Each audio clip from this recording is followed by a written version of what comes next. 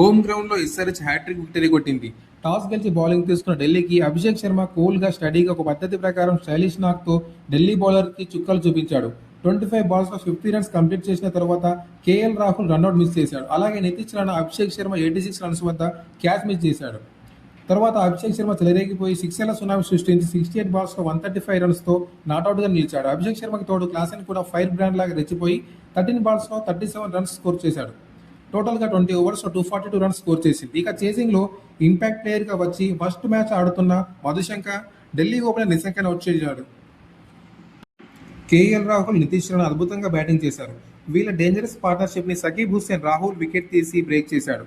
Next Ishan Malinga, Nitish Rana wicket తీశాడు. అదే ఓవర్లో డేంజరస్ మిల్లర్ని గోల్డెన్ డక్ చేసి మ్యాచ్ని ఎస్ఆర్హెచ్ వైపు టర్న్ చేశాడు. కానీ క్రీజ్లో రిజ్వీ స్టబ్స్ ఆడుతున్నంతసేపు మ్యాచ్ అయితే ఢిల్లీకి ఫేవర్గానే ఉంది. మళ్ళీ ఈశాన్ మలింగ తన గోల్డెన్ ఆర్మ్తో స్టబ్స్ని అవుట్ చేసి పార్ట్నర్షిప్ బ్రేక్ చేశాడు.